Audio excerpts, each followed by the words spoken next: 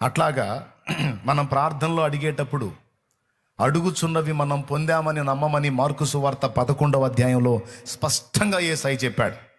మీరు ప్రార్థనలో అడుగు వాటి నెలను పొంది ఉన్నామని నమ్ముడి, అప్పుడు అవన్నీ మీకు దొరుకునని ఆయన చెప్పాడు. మార్కు సువార్త 11వ అధ్యాయం 24వ వచనం.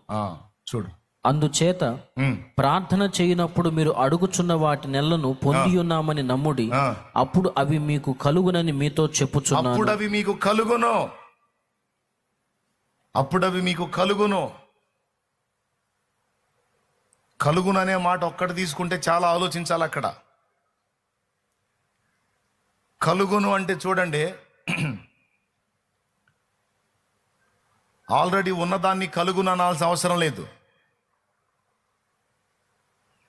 మీరు ఆలోచించండి, ఆల్రెడీ ఉన్నదాన్ని ఇది వాళ్ళకు దొరుకును అనాలి దేవుడు, అప్పుడు దొరికిద్ది.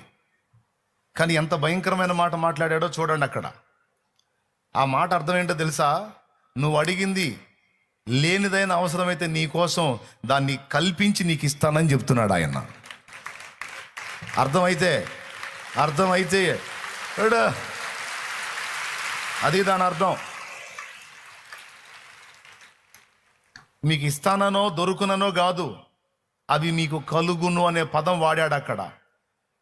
ఇప్పుడు ఆదికాండం 1వ అధ్యాయములో కలుగునుగాక కలుగునుగాక అన్నాడు. అంటే అంతకు ముందు ఉన్న వాటిని మౌళ్ళు చేశాడా, లేకపోతే లేని దాన్ని కల్పించాడా? పెద్దగా చెప్పండి. ఆ అగాధ జలముల పైన చీకటి కమ్మి ఉండెను, దేవుడు వెలుగు కలుగునుగాక అని పలుకగా వెలుగు కలిగెను. అంటే అప్పటిదాకా వెలుగు ఆయన పలికినప్పుడు, ఆయన కలుగునుగాక కలుగునుగాక కలుగునుగాక అని పలుకుతా వచ్చాడు, అవన్నీ కలిగినాయి. అంటే అప్పటిదాకా లేనివి ఆయన కల్పించాడు. ఎంత భయంకరమైన స్టేట్మెంట్ ఇచ్చాడు చూడండి యేసయ్య. మీరు ప్రార్థనలో అడుగు వాటి నెలను పొంది ఉన్నామని నమ్ముడి, అప్పుడు అవి మీకు కలుగునని వారితో చెప్పాను.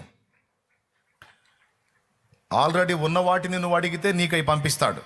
అక్కాయ్ బాగినక్కాయ్, తలకాయ నుండి తట్టడు అనుమానాలు అక్కాయను అన్నాయ్ బాగినన్నాయ్. ఓ పక్క అడుగుతానే మళ్ళీ ఓ పక్క డౌటు, తలకాయ నిండా డౌట్లే. మనుషుల మీద డౌట్ పెట్టుకో, ప్రాబ్లం లేదు. కానీ దేవుడి దగ్గర మాత్రం అలాంటి పనికి రావు. దేవుణ్ణి పరిపూర్ణంగా విశ్వసించటమే తెలివితేటలు, గొప్పతనం. సందేహపడకుండా